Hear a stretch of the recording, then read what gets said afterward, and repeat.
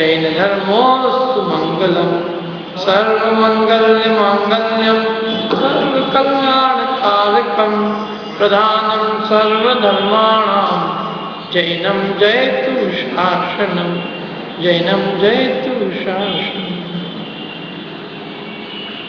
तीन भुवन में सार वीतराग विज्ञानता शिव स्वरूप शिव का नमो योग समाधि के।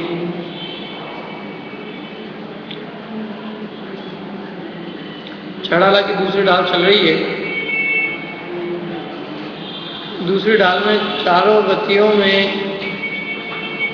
जो हम दुख भोग रहे हैं उनके कारणों का वर्णन किया है। चारों गति में कि जीव दुख भोग रहा है इस बात का वर्णन पहली ढाल में किया है, और वो दुख क्यों भोग रहा है इसका वर्णन दूसरी ढाल में। दुख का कारण क्या है इस जीव के, क्यों जीव दुखी क्यों है चारों गतियों में। चारों गतियों में जो दुख भोग रहा है, चारों गतियों में जो परिभ्रमण का और जन्म मरण का दुख भोग रहा है, उसका कारण क्या है। इस जीव के दुख का कारण क्या है। मिथ्या दर्शन, मिथ्या ज्ञान और मिथ्या चाहिए। कितने प्रकार का मिथ्या दर्शन ज्ञान चाहिए। ग्रहित और अग्रहित मिथ्या दर्शन, अग्रहित मिथ्या ज्ञान और अग्रहित मिथ्या चाहिए। इसकी चर्चा अपनी हो गई। अग्रहित मिथ्या ज्ञान किसे कहते हैं।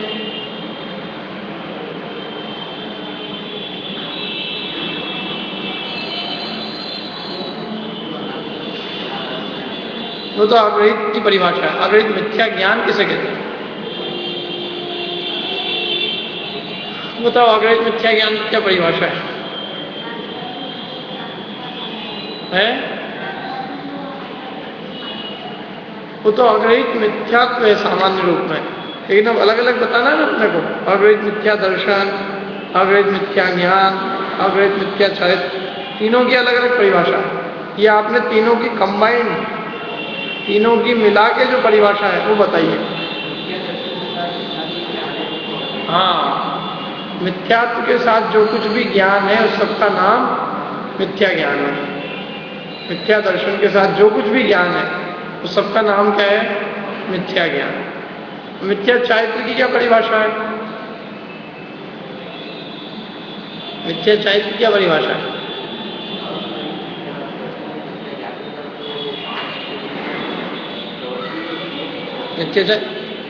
मिथ्या दर्शन और मिथ्या ज्ञान सहित जो कुछ भी विषयों में प्रवृत्ति है उसका नाम मिथ्याचार। तो इस प्रकार से अपन ने नैसर्गिक मिथ्यात्व अर्थात अग्रहित मिथ्यात्व का स्वरूप समझा। अब अपन ग्रहित जो मिथ्यात्व है उसका स्वरूप समझेंगे। ग्रहित मिथ्यात्व का क्या स्वरूप। यहाँ तक तो कोई दिक्कत नहीं ना, सबको समझ में आया ना क्या क्या वर्णन हुआ अभी तक अपना। किन किन चीजों का वर्णन किया। अग्रहित मिथ्या दर्शन, अग्रहित मिथ्या ज्ञान और अग्रहित मिथ्या चारित्र। ये अग्रहित मिथ्या दर्शन ज्ञान चारित्र अपने को अनादिकाल से चला आ रहा है, नया जीव ने सीखा नहीं है। और अब इस अग्रहित मिथ्यात्व को पुष्ट करने वाला जो ग्रहित मिथ्या दर्शन ज्ञान चारित्र है, जो हमने नया यहाँ आके सीखा है, उसका वर्णन चलेगा कि हमने नई यहाँ क्या क्या कमाई की है। पुरानी कमाई तो हमारी चली रही है और नया हमने क्या क्या किया है उसका वर्णन है। यूं मिथ्यात्वादि निसर्ग जे, ये इस प्रकार से हमने नैसर्गिक माने अग्रहित मिथ्यात्व का वर्णन किया। नैसर्गिक माने जो बिना सिखाए अकृत्रिम। अब जे ग्रहित, अब जो मिथ्या दर्शन ज्ञान चारित्र जो ग्रहित है, माने अब जो ग्रहित मिथ्यात्व है उसका वर्णन करेंगे। किस किस का वर्णन करेंगे। ग्रहित मिथ्या दर्शन का, ग्रहित मिथ्या ज्ञान का और ग्रहित मिथ्या चरित्र। अब जे ग्रहित, अब जो ग्रहित मिथ्या दर्शन ज्ञान चारित्र है, सुनिए सुते, अब तुम उसको कान लगा के सुनो, सुनाओ सब, सुनने को ही तो बैठे हैं, तो सुनो। जे कुगुरु कुदेव कुधर्म सेव, पोषे चिर दर्शन मोह एव, अंतरागाधिक धरे जे, बाहर धनम भरते सन। अग्रहित मिथ्या दर्शन की, ग्रहित मिथ्या दर्शन की परिभाषा, क्यों किताब भी नहीं, किताब का क्या कर दिया गया? ये किताबें रखी इतनी सारी, और जो दी हुई है वो कहाँ है? अच्छा, एक ही दी थी क्या आप लोगों को? यहाँ से ले ना, यहाँ पे इतनी सारी किसके लिए रखी है? सजाने के लिए तो ही नहीं वो किताब। जिसके हाथ में नहीं होगी मैं उसको खड़ा करके किताब ले कहूँगा किताब लेके आओ ना। जनवाणी की बात समझ में नहीं आएगी। देखो,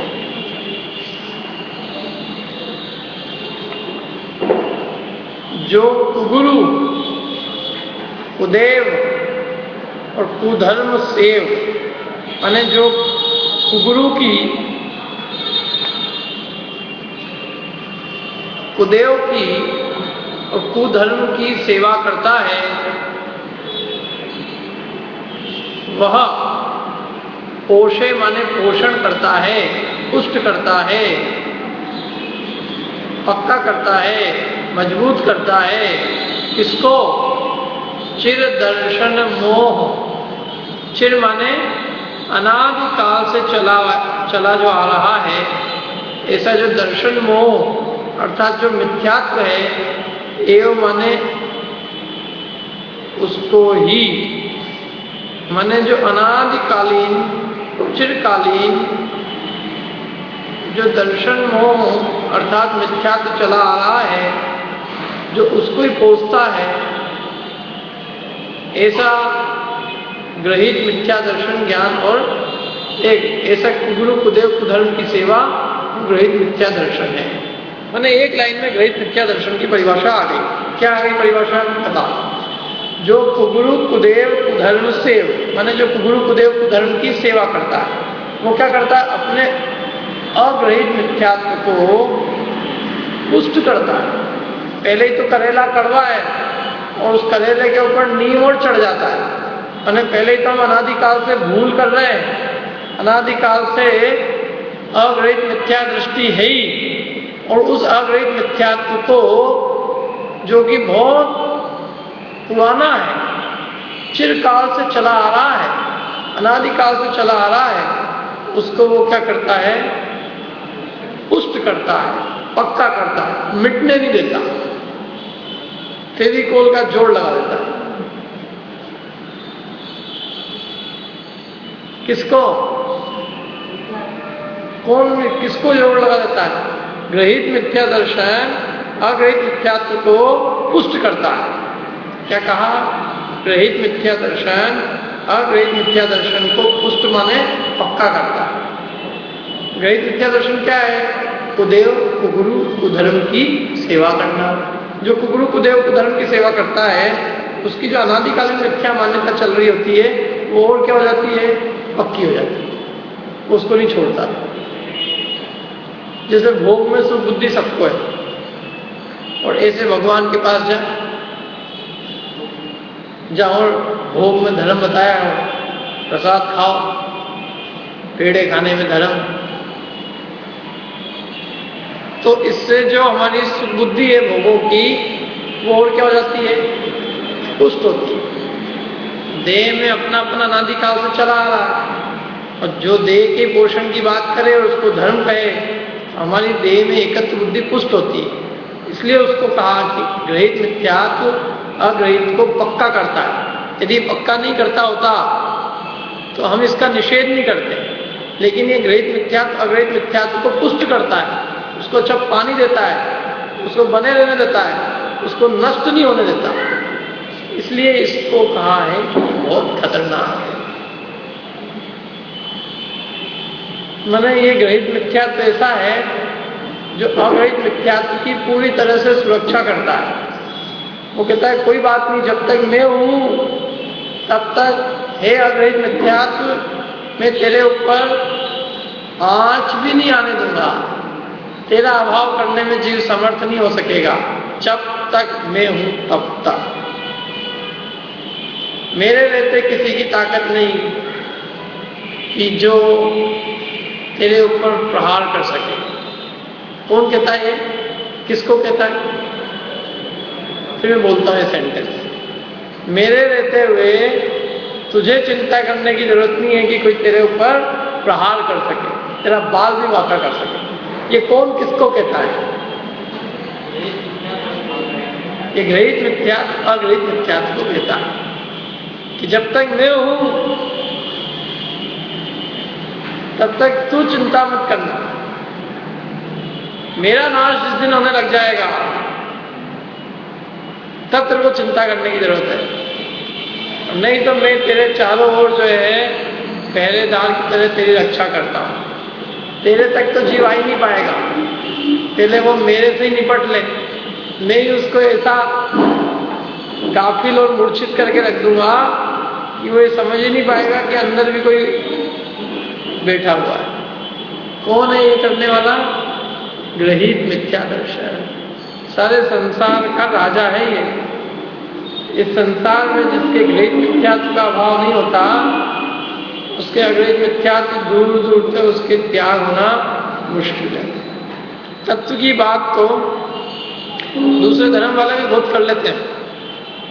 परम अध्यात्म की गीता में भी वर्णन है।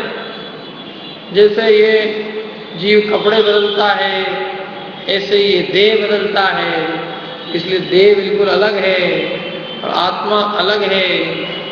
इसलिए तू देह से मोह मत कर। ये सब परिवार वाले तेरे नहीं हैं, तू इनसे भिन्न है। इसलिए हे कृष्ण तू इनसे मोह मत कर। तो क्या करूं? मोह नहीं करूं तो तू इनसे लड़ बेटा। ये सब पढ़ो, दूसरे शत्रु सेना के लोग हैं। मोह क्या कर रहे हैं?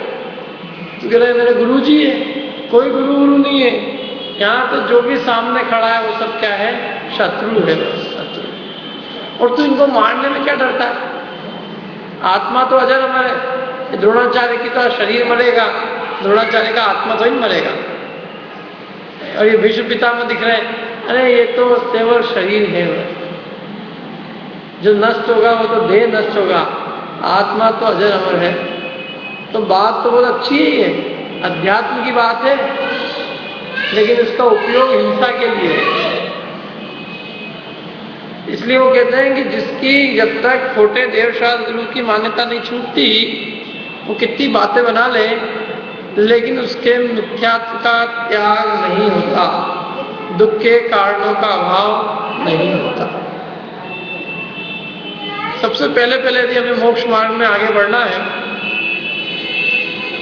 दूसरे शब्दों में कहें यदि अपने को सुखी होना है, तो ये चीज का सबसे पहले त्याग करना चाहिए। किस चीज का? गृहीत मिथ्या दर्शन का। अग्रहित मिथ्यात्व का त्याग तो हम तत्व के हम निर्णय करेंगे, विचार करेंगे, चिंतन करेंगे तो होगा। उसके लिए चिंतन मनन करना होगा। लेकिन गृहीत मिथ्यात्व का त्याग करने के लिए बहुत ज्यादा चिंतन मनन की जरूरत नहीं है, बहुत आराम से कर सकते हैं। कोई बहुत बड़ा कष्ट नहीं है, संकट नहीं है, तन मन धन से कुछ खर्च नहीं होता, बल्कि खर्च होता हुआ बच जाता है। तो क्या है ये गृहीत मिथ्या दर्शन? कि जिसका त्याग हुए बिना अगृहीत मिथ्यात्व का त्याग नहीं होता, और जिसके त्याग हुए बिना मोक्ष मार्ग का प्रारंभ भी नहीं होता, धर्म का प्रारंभ भी नहीं होता। किसके त्याग किए बिना धर्म का प्रारंभ नहीं होता? गृहीत मिथ्या दर्शन के त्याग किए। यदि किसी के जीवन में गृहीत मिथ्या दर्शन है, समझ लेना कि ये अभी धर्म के अंदर इसने जरा सा भी प्रवेश भी नहीं किया, ये धर्म समझते ही नहीं, धर्म के बारे में बिल्कुल मूर्ख है, अनाड़ी है, बिल्कुल अज्ञानी है। क्या ये गृहीत मिथ्या दर्शन ज्ञान चाहिए? एक शब्द में परिभाषा, जे कुगुरु कुदेव कुधर्म सेव कोशे चिर दर्शन मोह एव। जो कुगुरु कुदेव और कुधर्म की सेवा करता है वो अपने अनादिकालीन अग्रहित मिथ्यात्व को पुष्ट करता है। तो सीधी सीधी परिभाषा क्या है? कुदेव कुगुरु कुधर्म सेव, जो कुगुरु कुदेव कुधर्म सेव, जो कुगुरु की सेवा करता है, कुदेव की सेवा करता है, वो कुधर्म की सेवा करता है। क्या है उनका एक एक का स्वरूप बताएंगे हम। कुगुरु किसे कहते हैं, कुदेव किसे कहते हैं और कुधर्म किसे कहते हैं।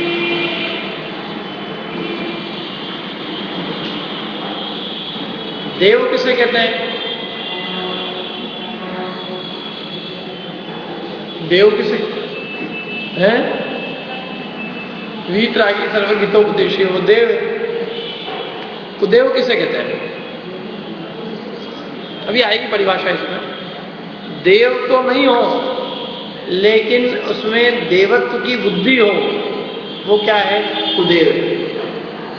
देव नहीं है वो, लेकिन उसमें क्या की बुद्धि है? देवता पने की बुद्धि है, पूज्यता की बुद्धि है। तो बुद्धि उस देव में है कि अपने में? क्यों? बुद्धि यहां है, वास्तव में कोई व्यक्ति को देव नहीं है। व्यक्ति को देव मानने की जो बुद्धि है वो कुदेव है। व्यक्ति तो जो है सो है। एक सरागी है, एक वीतरागी। वीतरागी देव है, लेकिन वो भी देव किसके? अपनी मान्यता में, अन्यथा वो तो अपने आप में जो है सो है। कुदेव भी जो है वो व्यक्ति जो है रागी है सो है। उस रागी को हम वीतरागी मानकर या उस रागी को हम पूज्य मान के जो पूछते हैं, तो ये हमारी मान्यता में कुदेवपना है। वो तो जो है सो है, वो तो देवगति का जीव है। समझ में ना? किसी व्यक्ति में दोष नहीं है।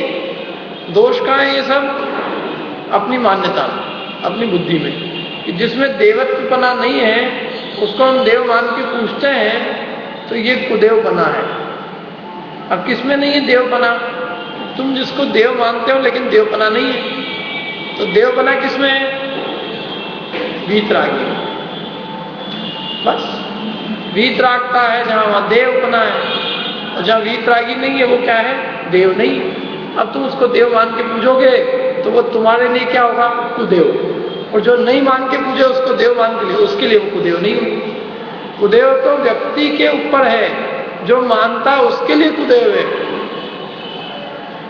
जो नहीं माने उसके लिए क्या है? कुछ नहीं।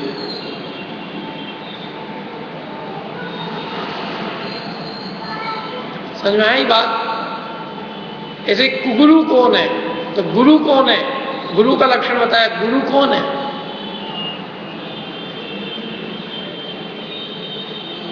गुरु कौन है? स्कूल के पढ़ाने वाले गुरुजी हैं। कौन है गुरु? विषयों की आशा नहीं जिनके, आरंभ परिग्रह से रही थे, ज्ञान ध्यान तक में लीन। अब इसका उल्टा लगा लो, कुगुरु कौन होंगे? जो परिग्रह रखते हैं, विषयों की आशा है, ज्ञान ध्यान तब से कोसों दूर है, वो क्या कहलाएंगे? कुगुरु। और जो उनको गुरु माने वो तो अपने आप में जो है सो है। जो उनको गुरु मानकर गुरुवत उनका सम्मान करता है, तो वो उसके लिए क्या है? वो कुगुरु है। ऐसे धर्म तो वीतरागता और जहाँ अहिंसा है, अहिंसा और वीतरागता जहाँ है वहाँ क्या है? धर्म है। और जहाँ हिंसा है और राग का पोषण है वहाँ क्या है? अधर्म है। तो जो है तो राग और हिंसा का पोषण करने वाला, और हम उसको धर्म मान के सेवन करते हैं, तो वो हमारे लिए क्या कहलाएगा? कुधर्म। ये है यानी कुदेव कुगुरु कुधर्म जो है हमारी मान्यता में, हमें अपनी मान्यता में छोड़ना। व्यक्ति को क्या छोड़ेंगे? व्यक्ति तो जो है सो छूटा छुटाया। छोड़ना तो अपनी मान्यताओं को है। अपनी ये मिथ्या मान्यता है। कौन सी मिथ्या मान्यता? जिसमें जिस जाति का गुण ही नहीं है, उसमें उस जाति का गुण मानकर और उसको हम पूछते हैं, तो क्या होता है कि जब नकली को भी असली जैसा पूछते हैं तो असली की कीमत खत्म हो जाती है। रागी को भी वीतरागी जैसा पूछने लग जाएगा तो वीतरागी की महिमा चित्त में नहीं आई। मतलब वो कितनी महान मूर्खता है ना। वीतरागी को तो हम इसलिए पूछते हैं क्योंकि हमें उससे वीतरागता की प्रेरणा मिलती है। पुण्य बंध का कारण है। और सरागी को पूजना, सरागी को पूजने से काय की प्रेरणा मिलेगी? सराग भाव की, राग द्वेष की। तो पुण्य बंध होगा कि पाप बंध? पाप बंध होगा एकांत से। ये छोड़ना हो तो सबसे पहले छोड़ना ये चीज। क्या क्या चीज छोड़ना? कुदेव, कुगुरु और कुधर्म की आराधना, उपासना, नमस्कार, वंदन, स्तवन, प्रणाम, ढोक, जो भी है, ये नहीं छूटा तो समझ लेना कि मिथ्या दर्शन का अभी इतना सा भी बाल बाका भी नहीं हुआ। क्योंकि ग्रहित मिथ्या दर्शन जिसके जीवन में है उसके अग्रहित मिथ्या दर्शन नियम से है, और अग्रहित मिथ्या दर्शन जिसके जीवन में है माने मिथ्या दर्शन है, माने मिथ्या ज्ञान और मिथ्या चारित्र भी है। और यदि ये तीनों हैं तो मोक्ष मार्ग प्रारंभ नहीं हुआ है, संसार का पात्र है, संसार में ही घूमता रहेगा। क्योंकि अपन संसार दुखों का कारण किसको बताया था? मिथ्या दर्शन ज्ञान चारित्र को। तो मिथ्या दर्शन ज्ञान चारित्र का त्याग नहीं करेगा तो क्या रहेगा? संसार में घूमेगा, कभी यहां से वहां, कभी वहां से यहां। अब देखो इसमें कुगुरु का स्वरूप बताया सबसे पहले। क्या है कुगुरु का स्वरूप? देखते हैं। अंतर रागादिक धरे जे, बाहर धन अंबर ते सने, धारे कुलिंग लहि महत भाव, ते कुगुरु जन्म जल उपलना। अंतर रागादिक, अंदर में तो रागादि भाव पाए जाते हैं। क्या? और बाहर, बाहर धन अंबर तेज में, बाहर में कपड़े और धन से स्नेह पाया जाता है। अंदर में राग भाव और बाहर में धन और वस्त्र से क्या है? स्नेह। वे क्या हैं? वे क्या हैं? वे कुगुरु है। ये लक्षण कुगुरु का। कोई भी हो चाहे, यदि अंतरंग में रागादि भाव है, तीव्र राग भाव है, और बाहर में धन और पैसे से, धन से और कपड़े आदि से स्नेह है, तो वे कुगुरु है। धन से यदि स्नेह है, धनवानों से स्नेह है, तो स्पष्ट रूप से कुगुरु का लक्षण है। क्योंकि जिन्होंने धन का त्याग कर दिया, परिग्रह का त्याग कर दिया, अब उन्हें परिग्रह का स्नेह और परिग्रह वालों के प्रति स्नेह रहे, ये संभव ही नहीं है। इसका मतलब है यदि स्नेह है अभी भी, तो अभी वो त्याग का हुआ है। त्याग होने का मतलब क्या है? आपने किसी चीज को दुख रूप जान के उसको छोड़ दिया और अभी भी आपका उसमें स्नेह बना हुआ है, तो इसका मतलब है कि आपने उसमें दुख बुद्धि नहीं की है, आपने उसको दुख रूप नहीं माना। दुख रूप माना जिसको जाता है, क्या उसको पुनः ग्रहण किया जा सकता है? क्या उसका स्नेह हो सकता है? क्या उसके प्रति ललक, क्या उसके धारियों के प्रति जरा सा भी बहुमान का भाव हो सकता है? नहीं हो सकता।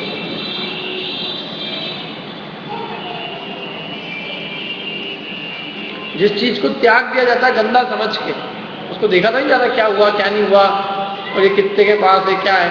मल मूत्र का त्याग किया जाता है, उसके बाद त्याग करने का अपन सोचते हैं उसे क्या है, कहाँ गया, वो किस किस के और ज्यादा है। अरे कितनी बातें करते हैं। जो चीज गंदी मान के त्याग दी गई है उसकी हम चर्चा भी पसंद नहीं करते, क्योंकि हमने उसको गंदा मान के छोड़ा है। ऐसे धन को तो अपवित्र, क्लेश का कारण, दुख का कारण, चिंता का कारण, कर्मबंध का कारण, संसार का कारण मान के छोड़ दिया। अब जिसको तुमने छोड़ दिया उसके प्रति स्नेह कैसे? जिसको बुरा मान के छोड़ा जाता है उसके प्रति स्नेह नहीं होता। अच्छा मान के छोड़ा हो तो स्नेह हो सकता है, बुरा मान के छोड़ने पर स्नेह नहीं होता। ये तो ऐसा है कि पुनः धन आदि से स्नेह करना माने जो उल्टी कर दी जिस चीज की, उस उल्टी को पुनः खाना, अपने वमन को खाने के समान पुनः धन का ग्रहण करना है। जो धन एक बार अपन ने छोड़ दिया, त्याग दिया, अब उसको पुनः ग्रहण करने की बुद्धि माने अपने ही वमन किए हुए अन्न को खाने की बुद्धि है। इसलिए लक्षण है, चाहे कोई भी हो इस संसार में, इस जिनवाणी में हर चीज की कसौटी दी है, अपन उस कसौटी पे कसेंगे बस। ये कसौटी पे कसा जाएगा तो अपने लिए गुरु है, और कसौटी पे नहीं कसा जाएगा तो वो नहीं हो सकता। पूरी दुनिया मान रही साहब, दुनिया तो आशाराम जी बापू को भी मानती, लाखों लोग उनके भगत हैं, लेकिन हमारी कसौटी पे खड़े नहीं उतरते। हमारी कसौटी क्या है कि वो धन और अंबर से, मैंने धन और वस्त्र से जिसको स्नेह है वो कुगुरु है। उन्हें धन से भी स्नेह है और वस्त्र से भी स्नेह। आपने कैसे जाना कि उनको वस्त्र से स्नेह नहीं होता तो वस्त्र धारण क्यों किए हुए होते हैं? धन से स्नेह नहीं होता तो धनवान क्यों होते आसपास से? और इतना धन क्यों होता? इतने बड़े बड़े मठ क्यों होते उनके नाम पे? किसा वो उनके नाम पे खड़ी नहीं है, वो तो उनके भक्तों ने उनके नाम पे किए। तो कह दे एक बार अपने सारे भक्तों को कि मेरा इन सब से कोई लेना देना नहीं, तुम मेरे नाम का भी उपयोग नहीं करो, मेरा इन सबसे कोई लेना देना नहीं। जो कोई मेरे नाम का उपयोग करेगा वो दंड पाएगा। कह दो ना एक बार, यदि तुम्हारा उससे कोई संबंध नहीं है तो ये कहने में क्या दिक्कत है? ये नहीं कहना है इसका मतलब संबंध तो है क्या? पूरा का पूरा संबंध है। जब तुम्हारी मर्जी के बिना वहां का एक पत्ता भी नहीं हो सकता है, वहां की व्यवस्था में जरा सा भी हेरफेर नहीं हो सकता है, कौन वहां का मालिक रहेगा, कौन अध्यक्ष रहेगा, कौन मंत्री रहेगा, सारा का सारा तुम्हारे निर्णय के अनुसार हो रहा है, तो अब इसको मालिकाना नहीं कहे तो क्या कहेंगे इसको? इसी का ही नाम तो मालिक बना है। मालिक किसको कहते हैं? अपनी मर्जी से सारा काम हो, अपने घर के अंदर भले अपन कुछ न करते हो लेकिन अपनी मर्जी से सारा काम चल रहा हो तो अपन घर के मालिक कहे जाएंगे कि नहीं? ऐसे यदि उनकी मर्जी के हिसाब से सारा काम होता है तो वो उस वस्तु के मालिक है, क्योंकि सारे विकल्प संकल्प तो चल ही रहे। वस्तु तो वैसे भी कोई ग्रहण नहीं करता, वस्तु के संकल्प विकल्प चला करते हैं, और संकल्प विकल्प तो पूरे चल रहे हैं, तो वस्तु तो पूरी की पूरी ग्रहण कर रखी है। छोड़ी कहाँ है? छोड़ना किसको कहा जाता है? संकल्प विकल्प छोड़ देना। मलमूत्र छोड़ दिया, उसका याद करते हैं क्या? कुछ नहीं, उसका संकल्प विकल्प नहीं। तो इसलिए उन्होंने कहा कि भाई धन है यदि तो वो परिग्रहवान है, और परिग्रही है वो दिगंबर गुरु, मतलब जैन गुरु तो नहीं है। जैन गुरु का सबसे पहला लक्षण है कि वो परिग्रह रहित होना चाहिए। उसके पास में तिल तुष मात्र भी परिग्रह नहीं होना चाहिए, न स्वयं के पास परिग्रह होना चाहिए, न उसके मतलब न उसके संचालन में किसी परिग्रह की एक्टिविटी गतिविधि होनी चाहिए, उसके अंडर में भी नहीं। यदि उसके अंतरंग में उसके निर्देशन में भी यदि परिग्रह की व्यवस्था चल रही है तो इनडायरेक्टली परिग्रह का धारी तो वो है, बल्कि और उसमें ज्यादा दोष है। क्यों है? देखो, अपन को अपना फोन खुद उठाना पड़ता है क्यों? क्योंकि अपने पास पैसे नहीं है। यदि मेरे पास पैसे होंगे तो मैं क्या करूंगा? एक नौकर रखूंगा, तो मेरे फोन को क्या करेगा? वो उठाए कि ये होगा मेरा। तो वो काम तो पूरा वो कर ही रहा है ना, जो काम मेरा फोन के द्वारा होना चाहिए था, बातचीत करनी थी, जो लोगों से संपर्क रखना था, और सारे लोगों की, गांव की, पूरी देश की और पूरी सबकी खबर रखनी थी, वो खबर तो मैंने पूरी रखी हुई है। सारा जुड़ान जो है वो तो पूरा परद्रव्यों से है। तो मैं उठाऊं फोन, चाहे मेरा कोई असिस्टेंट उठाए, बात तो एक ही है। जब तक तुम उससे कटोगे नहीं, मैंने सारे संसार से कटोगे नहीं, तब तक उसका त्याग नहीं कहा जाएगा। बिरला, टाटा, अंबानी ये कोई अपने फोन थोड़ी उठाते खुद। इनका पहले एक पीए उठाता है, फिर एक पीए अंदर भेजता है, फिर वो दूसरा पीए कहता है किसका है? तो उनका, वो अंदर देता है। कभी कलेक्टर से बात करनी है तो ऐसी हो जाती है, तो उससे ही नहीं होती। खुद फोन तो ही नहीं उठाया, खुद फोन उठाना छोटा आदमी हो जाएगा। तो फोन उठाना नहीं उठाना, मतलब तुम जो काम है वो तो पूरा कर ही रहे ना। जेब में रखा हो नहीं रखा हो। इसलिए वो यदि उससे सारा संचालित हो रही है, सारी व्यवस्था, सारा अपना संचालन, सारी व्यवस्थाएं, सबका सारा अरेंजमेंट पूरा चल रहा हो, तो कह रहे हैं कि भैया सारा परिग्रह तो ओढ़ रखा है, तुमने इस कान नहीं पकड़ रखा है कान, तो ये कान पकड़ रखा है। जब तक तुम सारे परिग्रह से विरक्त नहीं होते, तब तक वास्तव में गुरु बने की संज्ञा तो नहीं हो सकती। क्योंकि गुरु होता है वो समस्त परिग्रह से विरक्त होता है और उसके चित्त में कोई परिग्रह का विकल्प भी नहीं होता है। सारे संसार को वो त्याग चुका है, अब उसके चित्त में कोई विकल्प नहीं है। जब भी तो वो ज्ञान ध्यान तप में लीन रहेगा। यदि वो परिग्रह की व्यवस्था संभालेगा तो वो ज्ञान ध्यान तप में लीन नहीं हो सकेगा। इसलिए उन्होंने कहा कि परिग्रह रहित होना आवश्यक है। मुनिराज के लिए सबसे पहली विशेषता है कि उनके परिग्रह नहीं होना चाहिए। परिग्रह होगा तो परिग्रह के जंजाल में उलझे बिना नहीं रहेंगे और अपने ज्ञान ध्यान तप को करने में समर्थ नहीं हो पाएंगे। उनसे जो चीज हमें मिलनी चाहिए वो चीज हमें उनसे मिल नहीं पाना मुश्किल होगी। और क्या है, कपड़े नहीं रख सकते, वस्त्र नहीं रख सकते। वस्त्र यदि है उनके पास में तो वस्त्र का धोना, फिर वस्त्र को सुखाना, फिर वस्त्र की रक्षा करना, वस्त्र चोरी नहीं चले जाए उसकी चिंता होना, ये सब स्वाभाविक है। वस्त्र होएगा तो उसको धोना ही पड़ेगा।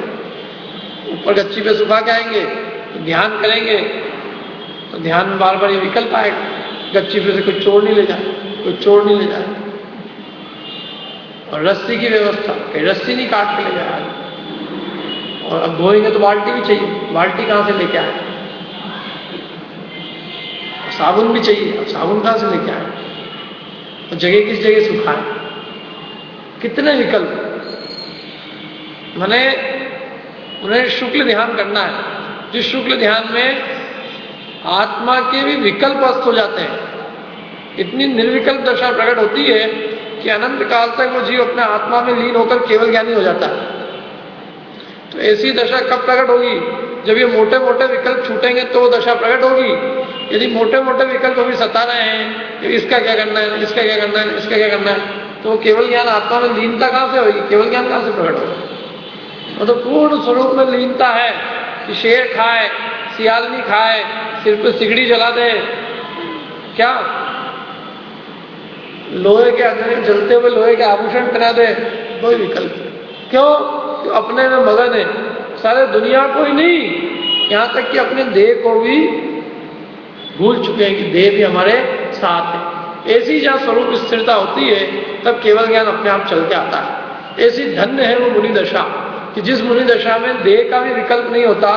तो जहां देह को भी विकल्प माना गया है, देह के विकल्प को भी छोड़ने के लिए कहा है, जहां देह भी परिग्रह है वहां अन्य परिग्रह की तो चर्चा ही कौन क्या करे। किम किन चणत्य तक्कम अपणि भव कामिणोति देहे भी संगम की जिन वरिंदा अपणि कम्मत मुद्दिठा। ये प्रवचन सारी की गाथा है कि इसमें क्या तर्क करे। किम किन चणत्य तक्कम अपूर्ण भव कामिणोद, यानी जो अपुनर्भव की जो इच्छा करते हैं, अपूर्ण भव कामिणोद देहे भी, देह भी संगम की जिन वरिंदा, देह भी संग कही है, संग माने परिग्रह कही है, देह भी परिग्रह है। अपड़ी कम्मत मुद्दिठा, इसलिए जिनेन्द्र भगवान ने देह में भी अप्रतिकरण का उपदेश दिया है। माने जहां देह भी परिग्रह है वह अन्य परिग्रह की तो कोई चर्चा ही क्या करे। इसलिए देह में भी संस्कार रहित होते हैं। देह ना है, मुनिनाथ जो है उंगलियां ना, उंगलियों से यूं नहीं कर सकते। क्यों नहीं कर सकते?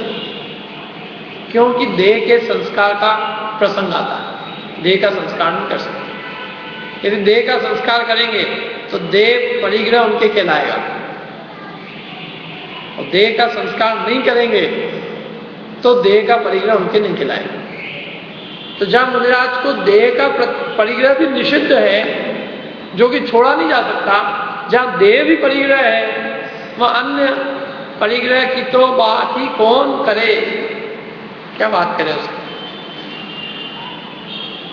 और जो देह होगी ये परिग्रह होगा, अन्य परिग्रह तो किम नथ्य किद नथ्य मुच्छा कि तम में नथ्य मुच्छा आरंभो व असंजमो तस्, मतलब उसके मूर्छा कैसे नहीं होगी, आरंभ कैसे नहीं होगा और असंयम कैसे नहीं होगा। मतलब प्रश्न कर रहे हैं, प्रवचन सार में बड़े विषय है, वहां पे प्रश्न किया है कि थोड़ा बहुत परिग्रह हो तो हो, क्या दिक्कत है। तो उससे प्रश्न किया कि ये बता, परिग्रह होगा तो मूर्छा कैसे नहीं होगी, आरंभ कैसे नहीं होगा और अपरिग्रह कैसे नहीं होगा।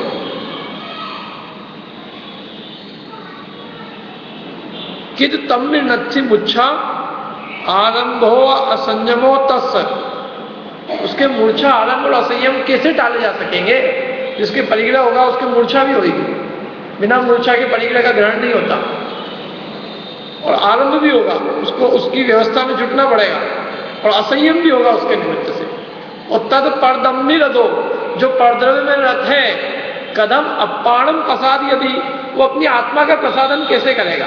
आत्मा का प्रसादन माने अपनी आत्मा को साफ कैसे करेगा। जो परद्रव्य में रथ है वो अपनी आत्मा को कैसे साफ करेगा, कैसे कर्मों से उसको रहित कर पाएगा। तो परद्रव्य में रथ है, परद्रव्य में रथ है तो आत्मा को नहीं धोना हो पाएगा। इसलिए उन्होंने कहा कि हिंसा में द्रव्य हिंसा होने पर भी भाव हिंसा हो या न हो, लेकिन परिग्रह के साथ ऐसा नहीं कि द्रव्य परिग्रह हो तो भाव परिग्रह हो या न हो। ये जो तर्क है ना, खासकर जो है, जो परिग्रह रखकर भी गुरु बना मानना चाहते हैं, ये अन्य मतावलंबियों के तर्क है। क्योंकि वो ये कहते हैं कि क्या दिक्कत है, जो कुछ है तो सब भाव ही है। हाँ, द्रव्य से तो कुछ होता ही नहीं है। अपन देख के चलो और फिर भी कोई जीव मर जाए तो हिंसा नहीं है, और बिना देखे चल रहे हैं और कोई जीव नहीं भी मरे तो हिंसा है। माने द्रव्य हिंसा होने पर भी भाव हिंसा हो भी और न भी हो, ऐसा है ना। द्रव्य हिंसा माने जीव तो मरा, लेकिन जीव के मरने पर भी हम यदि देख के चल रहे हैं तो हमको हिंसा का दोष नहीं लगेगा। तो द्रव्य हिंसा होने पर भी भाव हिंसा होती भी है और नहीं भी होती है। जीव मरने पर हिंसा का पाप लगता भी है और नहीं भी लगता है। लगता कब है, जब देख के नहीं चल रहे, और नहीं कब लगता है, जब देख के चल रहे। तो द्रव्य हिंसा होने पर भाव हिंसा का नियम बना गया कि द्रव्य हिंसा होगी तो भाव हिंसा नियम से होगी नहीं, द्रव्य हिंसा होने पर भाव हिंसा का नियम नहीं है। तो ऐसे ही वो कहता है कि द्रव्य परिग्रह होने पर भाव परिग्रह का भी नियम नहीं। परिग्रह हो हमारे भाव नहीं हो। रुपया पैसा रखे, कोई कहे क्यों रुपये पैसे क्यों रख रहा, अपने को मूर्छा नहीं है, बिल्कुल अपने कोई राग नहीं। तो वो कहते हैं कि भैया वो हिंसा में घट सकता है, परिग्रह में नहीं घट सकता। द्रव्य परिग्रह के सद्भाव में भाव परिग्रह नियम से विद्यमान है। द्रव्य हिंसा के संबंध में तो नियम विद्यमान नहीं है। द्रव्य हिंसा के संबंध में तो अनेकांत है। अनेकांत माने दो मत है कि भाव हिंसा हो भी और न भी हो, लेकिन द्रव्य परिग्रह है तो भाव परिग्रह तो नियम से है ही है, 100% है। यदि तुम्हारे पास में धन है, परिग्रह है, तुम्हारे अंदर में नियम से परिग्रह के प्रति मूर्छा है, आरंभ और असंयम है, सब है, 100% है। इसलिए तुम नहीं रख सकते, बिल्कुल नहीं रख सकते।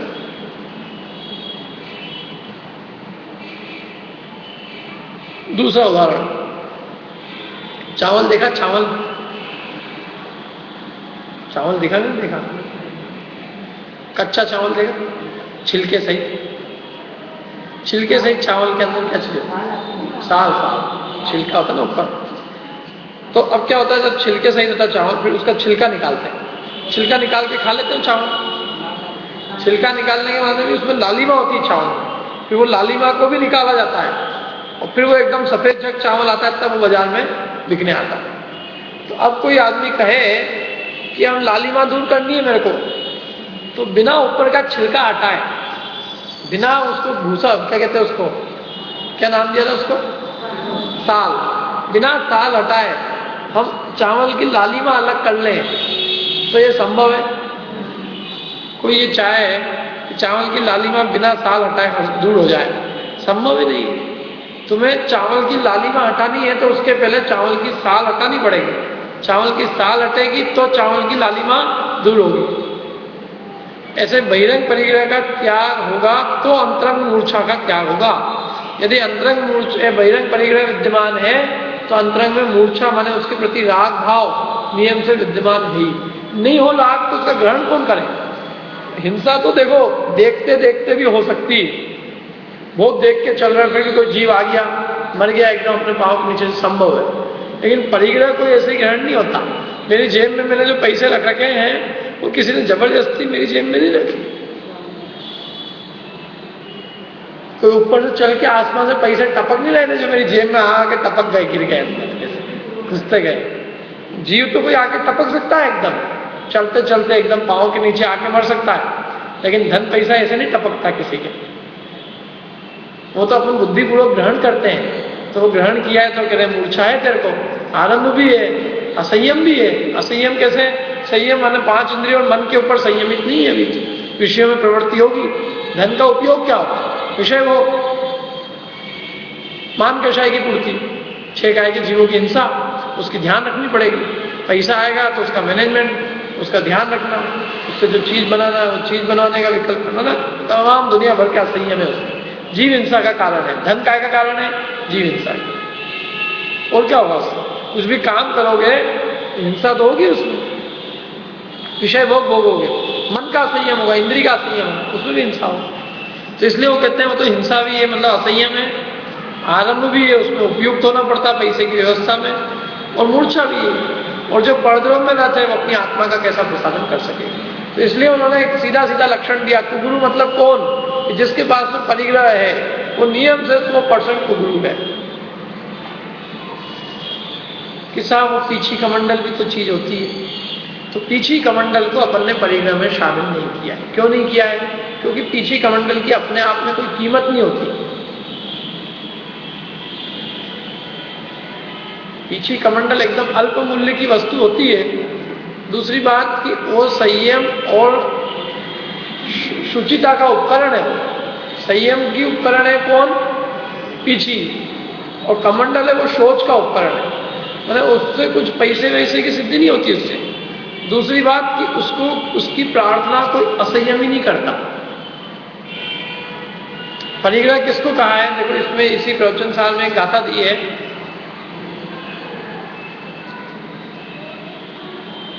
अपत्थ नित्यम असंजत जनेहिम, अपड़ी कम्मत मुद्दिष्ठम है, अपड़ी कम्मम, अपत्थ नित्यम असंजत जनेहिम।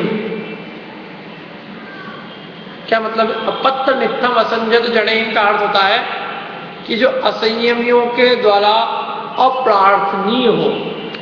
क्या हो? असंयमियों के द्वारा अप्रार्थनीय हो। यदि वो असंयमी के द्वारा प्रार्थनीय है तो वो परिग्रह है, और यदि वो असंयमी के द्वारा अप्रार्थनीय है तो वो परिग्रह है। पीछी किसी को दे दो यार, पीछी और कमंडल, हाथ जोड़ के भैया नहीं ले सकते अपनी ताकत में। तो पीछी कमंडल जो है असंयमियों के द्वारा प्रार्थनीय वस्तु नहीं है, समझ में आया? लेकिन रुपया पैसा मकान दुकान जो भी चीजें हैं, मतलब परिग्रह, अन्य बहिरंग परिग्रह, ये सब प्रार्थनीय है। इनकी कोई भी चोरी कर सकता है। पीछी कमंडल की कोई चोरी भी कर जाएगा उसको क्या मिलेगा? पीछी को बाजार में बेचने जाएगा उसका कोई मिल नहीं। कमंडल बेचने जाएगा तो लकड़ी का है, कुछ नहीं मिलेगा। कोई धातु का भी नहीं है, लोहे का भी हो तो लोहा भी आजकल महंगा बिक जाता है, पीतल का हो तो वो भी चले जाए। अरे इतनी सी चीज भी नहीं छोड़ते चोरी किसी की। जैसे एक आसन भी हो ना, आसन समझ लो, आसन में लगा के बैठे और आज थोड़ी देर के लिए कहीं चल गए, आसन मिल जाएगा। इस देश इतना महान है,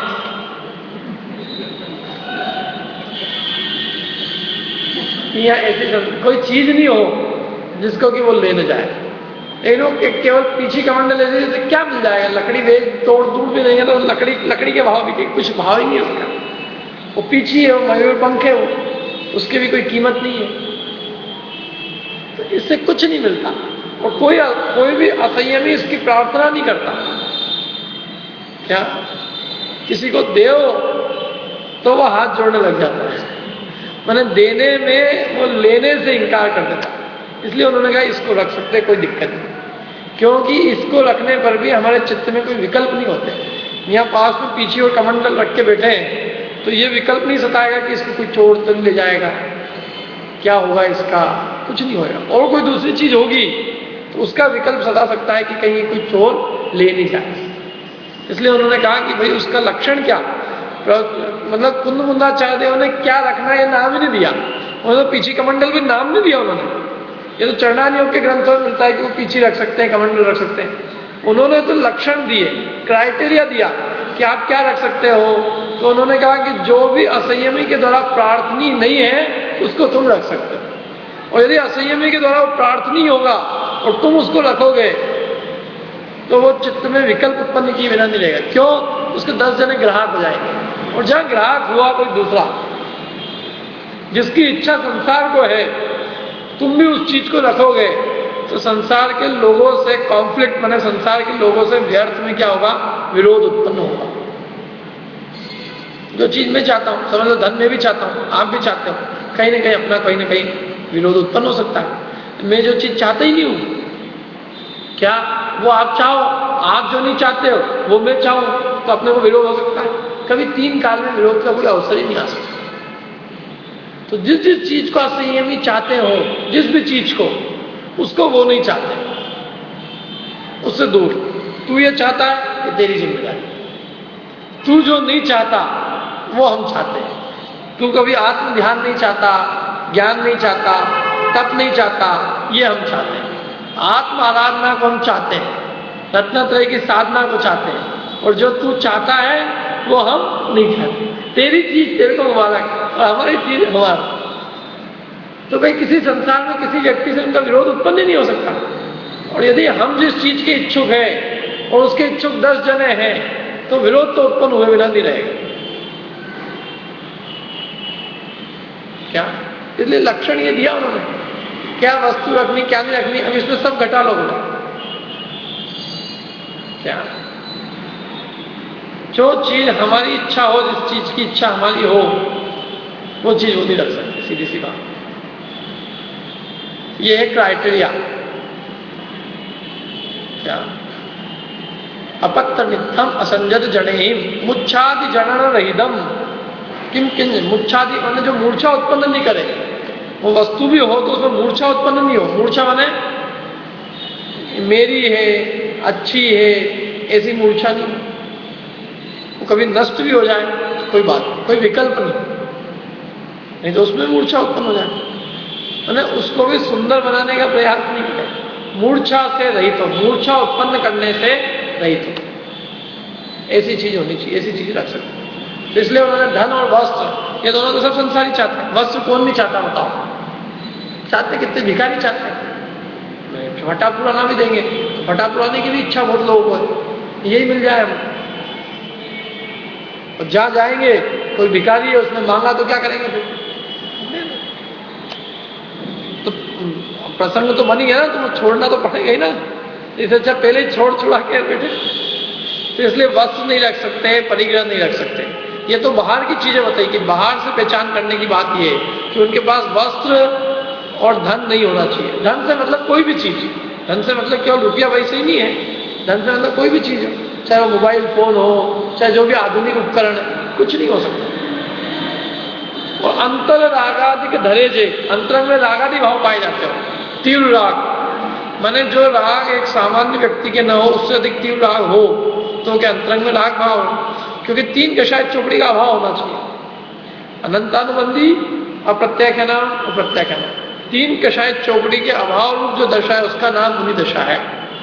तो अनंतानुबंधी, अप्रत्याख्यान, प्रत्याख्यान जाति का राग नहीं होना चाहिए।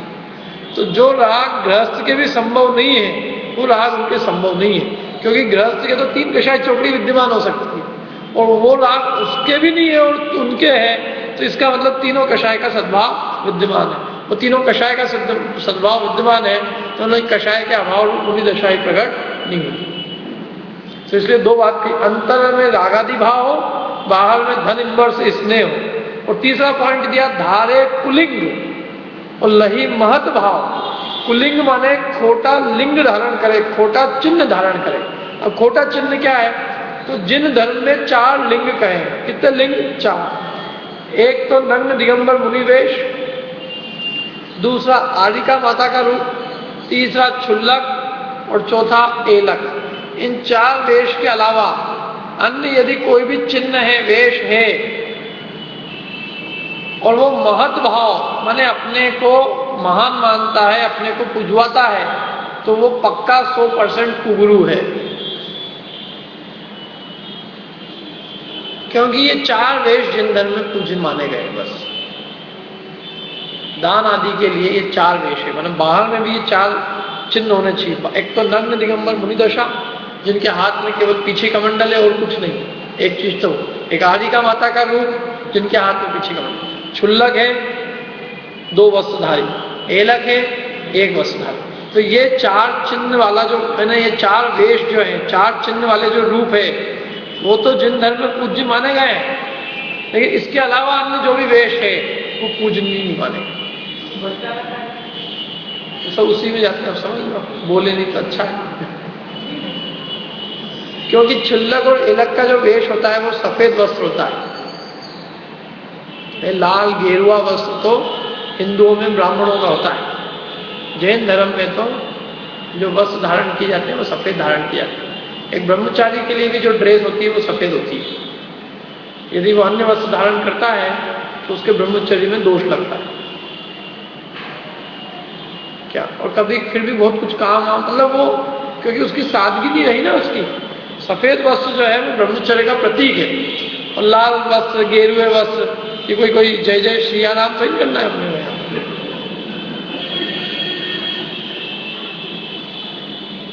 ये उनका है प्रतीक, अपना प्रतीक नहीं, हिंदू धर्म का प्रतीक है। तो तुम अभी जैन धर्म का चिन्ह भी तुमने कहाँ धारण किया?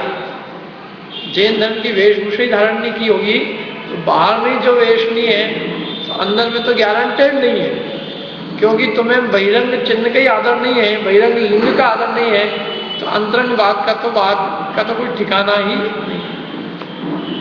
इसलिए ये अपनी नहीं, ये तो सब क्या है, जो दक्षिण में है ये सब अपनी का है यहाँ तो। और वो तो पूरा, वो केवल एक वेश रहता है, बाकी पूरे मठ का संचालन करते हो, पूरा मठ उनके अंदर में रहता है। सारे मठों की व्यवस्था, मंदिरों की व्यवस्था, सारे सोने चांदी की मूर्तियों की व्यवस्था, ग्रंथों की व्यवस्था, सारी व्यवस्था। अंतर तो नहीं, गृहस्थ इतना है कि ब्रह्मचर्य वो भी जितना है वो भी कितना क्या है वो जाने। सदगृहस्थ, लेकिन सदगृहस्थ होने पर गृहस्थ का वेश धारण करना चाहिए। और दूसरी बात, अपने को पुजवा नहीं सकते। क्षुल्लक अपने साथ में पीछी कमंडल नहीं रख सकते।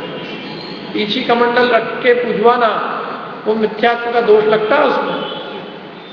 आप रखो ना, सब गृहस्थ है अपन लोग, है तो है, नहीं अपन किसी से ढोक नहीं लगवा। और ढोक लगाए कभी कोई तो अपन मना करेंगे उसको कि हमारे को ढोक नहीं लगा सकते। क्यों? क्योंकि हमने अभी वो पात्रता नहीं है। ये पात्रता जिसमें है उसको ढोक लगेगी। तो पात्रता तो नग्न दिगंबर मुनिराज होंगे उनको, उनमें है। अथवा क्षुल्लक है, एलक है, आदिका माता है, वो पात्रता है। कम से कम बाहर तो है, वो अंदर जो भी वो जाने वाली, बाहर में वो वेश तो है उतना, यहाँ तो वेश भी नहीं। और फिर दूसरी बात, पीछे कमंडल रखने का अधिकार तो तब होवे जब क्षुल्लक की सारी क्रियाएं निभाओ, एलक का पद निभाओ, एलक की जो जो चीजें हैं वो निभाओ। जो भोजन तुम कर सको वो एक सामान्य जैनी है जो कि मर्यादित भोजन करता हो, वो व्यक्ति भी तुम्हारा भोजन नहीं कर पाए तो तुम तो एक जैन से भी हीन हो।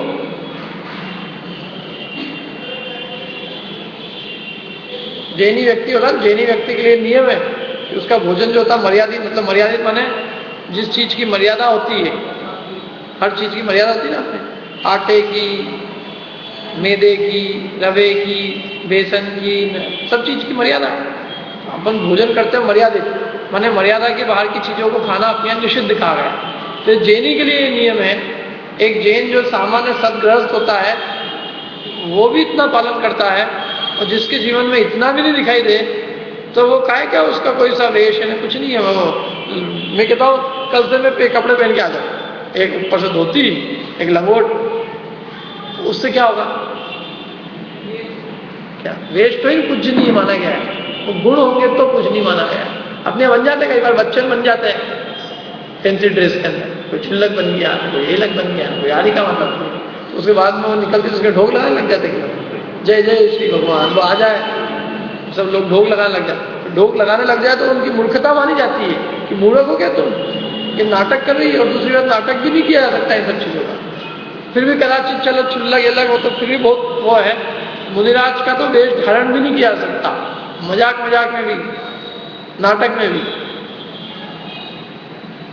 तो ये सब चीजें ऐसी नहीं, जो हम जिस भूमिका के हैं उस भूमिका में रहकर और उतना ही उसका क्रेडिट लेवे, उतना ही उसका सम्मान लेवे जो उस भूमिका की योग्य तो योग्य है। और अपनी भूमिका है नीचे की और पुजवाए ऊंची भूमिका जैसा, तो वो पाप है। निचली भूमिका में लेकर धर्म करने का निषेध नहीं है, खूब करो, लेकिन रहे तो निचली भूमिका में और अपने को पुजवाए ऊंचली भूमिका जैसा, तो उसका तो जिनागम में दोष माना गया, दोष है। तो सब उसमें आता है। तो सारे ये इतना है कि जैन है बस, बाकी मतलब कोई पूजा के योग्य तो कहीं से कहीं तक भी नहीं है। तो दूसरी बात, वो अपने को पुजवावे तो उसमें दोष और लगता है, काय का उसमें मिथ्यात्व का दोष लगता है। मैंने इसका मतलब है कि तुम्हें देवशास्त्र गुरु के स्वरूप की खबर नहीं है कि देव का शास्त्र और गुरु का क्या स्वरूप होता है। गुरु न होते हुए भी अपने को गुरु मनवाना, पुजवाना गुरु जैसे ही, तो इसका मतलब ही यह है कि गुरु का संस्कार, गुरु का श्रद्धान बिल्कुल भी नहीं है। अब तो खैर सब कुछ ये प्रथा बहुत सारी मिट चुकी है, फिर भी चल रही है। तो इसलिए कुलिंग है वो, तो खोटा लिंग है। और भी बहुत सारे खोटे लिंग, कोई समझ लो जटाएं बढ़ा लेते हैं, कोई राख लगा लेते हैं, जितने भी अन्य मतावलंबियों के वेश हैं ये सब कुलिंग है। और ये फिर धारे कुलिंग, एक तो खोटा लिंग धारण करते हैं, धारे कुलिंग लही महत भाव, और मन में अपने आप को महान मानते हैं कि हम बहुत महंत हैं, नाम भी रखते हैं उसके आगे महंत। तो क्या है, भोला संसार भोला है। यदि संसार में आम आदमियों जैसे अपन कपड़े पहने तो कौन पूजे उसको, तो थोड़ा अलग रहे ना। तो अलग रहने के लिए क्या करें, खूब बाल बढ़ा ले, यहां तक के बाल बढ़ा ले, अथवा चेहरे को राख से लपेट लिया,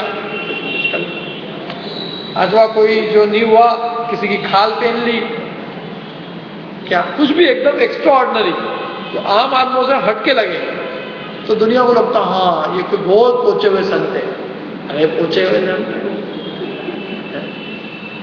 यदि राख लगाने से पोचे हुए होते तो सारी बर्तन वालियां लिपती ही है, राख में लिपटी रहती है सर। और जटाएं बढ़ाने से होते हैं, जितने भिखारी लिखते हैं बहुत सारे, तो पैसे नहीं होते कटाने के। मृग की छाला पहनने से होते हैं तो सारे धील जितने भी हैं उनको भी पूजो, वो भी मृग की छालाएं पहन लेते हैं,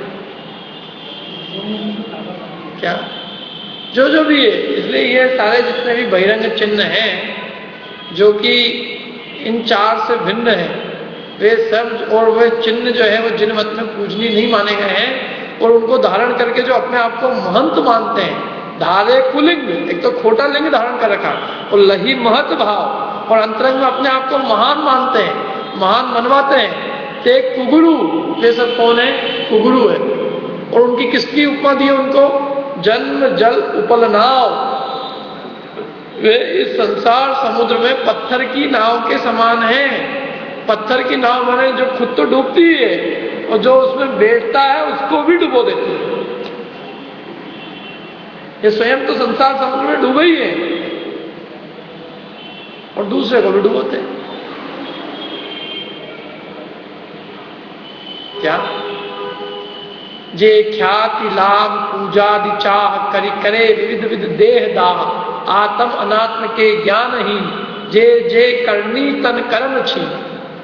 ख्याति के लिए, पूजा के लिए, धन के लाभ के लिए करी करे विविध विध देह दाह, अपने देह को कितने जलाए, 15 दिन के लिए जमीन में घुस जाए, काय के लिए? ख्याति होगी।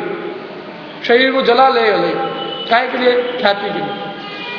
अथवा कोई मंत्र सिद्ध हो जाएगा, कोई कार्य सिद्ध हो जाएगा, कोई देवी देवता सिद्ध हो जाएगा, कोई ये हो जाएगा, कोई वो हो जाएगा।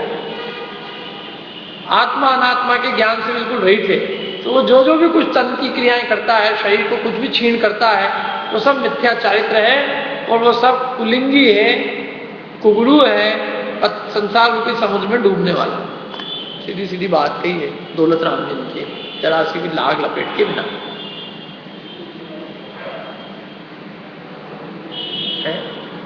ख्याति की अभिलाषा है तुम्हें, और लाभ की अभिलाषा है, और लाभ की लोभ की अभिलाषा है। देखो, यदि हमने धन को दुख रूप माना है, तो कोई अपने पास आएगा, मुझे कहेगा कि मेरे को एक मंत्र दे दो, तंत्र दे दो, ये बता दो कि मेरे को कैसे धन आए।